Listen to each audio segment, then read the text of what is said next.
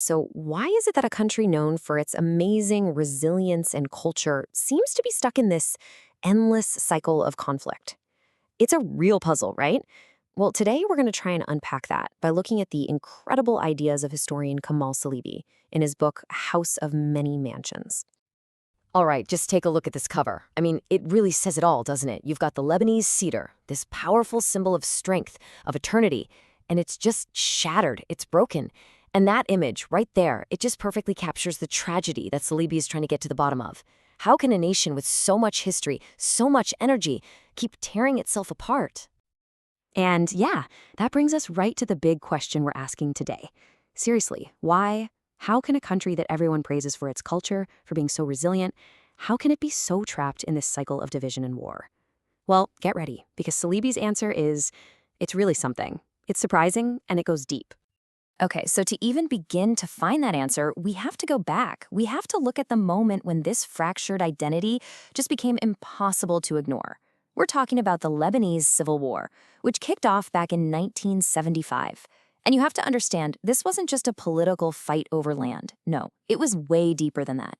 It was a full-blown identity crisis that just exploded into violence. And Salibi, he kicks off his book by pointing out this huge contradiction. Think about it.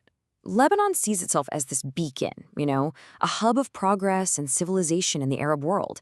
And yet, for decades, the name Lebanon became synonymous with brutal, endless conflict. And that's not just a sad bit of irony. That is the problem. That's the wound that Salibi is trying to diagnose.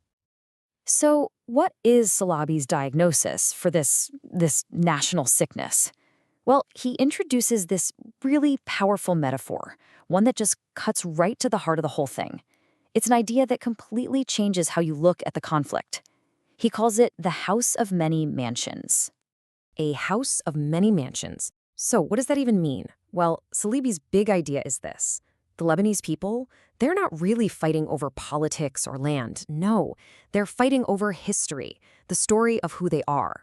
It's like, imagine everyone lives under one roof. That's Lebanon. But inside that house, each community is living in its own separate grand room, its own mansion. And each one has a totally different, totally conflicting story about who built the house, why it's there, and who it really belongs to. And this really gets to the core of how Salibi works. The book's subtitle in Arabic is basically the Lebanese entity between perception and reality.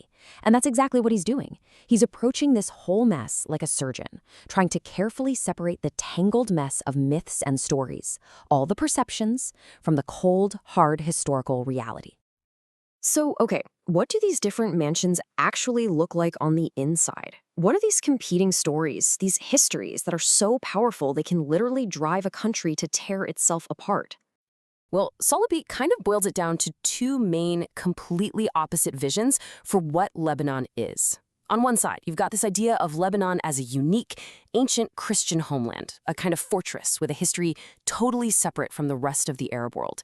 And then on the other side, you have the vision of Lebanon as just one piece of a much larger Arab and Islamic world, a part of Greater Syria that was basically carved off by the French. And here's the most important part. These aren't just different opinions. They're two completely different competing realities that people are living in. So let's step into that first mansion. This is the Maronite Christian narrative. For many Christians, especially the Maronites, Mount Lebanon is the homeland. It's eternal. Their whole story is about being unique, about this mountain being a refuge for Christians escaping persecution. It's a history defined by resisting outsiders. And in this version of the past, their identity isn't Arab at all. It's Phoenician, it's Mediterranean, it's distinct. Okay, now let's go over to the second mansion. For many Muslims, especially Sunnis, that first story we just heard, it's basically fiction. In their historical reality, this land has always been part of a bigger whole, Bilad al-Sham, or Greater Syria. From where they stand, the modern country of Lebanon is an artificial creation, something drawn on a map by the French to empower their Christian friends and carve up the Arab world. And look, these are the two main stories, but it gets even more complicated because you have other communities like the Druze and the Shia, and they've got their own mansions, their own histories too. So what you end up with are these incredibly powerful, emotional, and totally contradictory stories about the past. And these aren't just, old legends. No, they are the foundation for everything. for education, for politics, for how people see themselves. So Salibi's next step is brilliant. He says, okay, let's put all these myths to one side for a second, and let's just look at the map. Let's look at how the state of Lebanon was actually created. See, Salibi's whole point is that if you really want to understand the conflict, you have to stop arguing about ancient myths.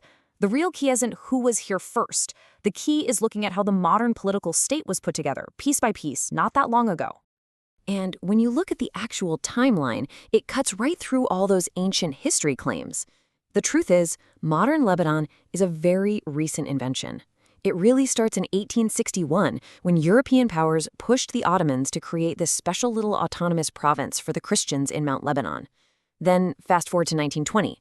The French come in, take that Christian area, and bolt on a bunch of other places, coastal cities, valleys, all with big Muslim populations, and call it Greater Lebanon. So the country we know today, it's barely 100 years old, all built on a super fragile power-sharing deal from 1943. Which, of course, brings us to today. What does this diagnosis, written decades ago, tell us about the challenges Lebanon is facing right now? What does it say about its future? Really, the biggest takeaway from A House of Many Mansions is this. The fight for Lebanon's future is, and always has been, a fight for its past. You just can't build a stable, unified country without a shared story, a shared identity. But what do you do when the people in your country are living in completely different historical universes? How on earth do you agree on where you're going if you can't even agree on where you've been? And that is the huge question Salibi leaves us with. And yeah, it's a question for Lebanon for sure. But you know what? In a world that feels more and more divided, it's a question for all of us. Can any of us build a shared future if we don't have a shared past? It's an absolutely massive challenge. And it's still, to this day, right at the heart of the Lebanese story.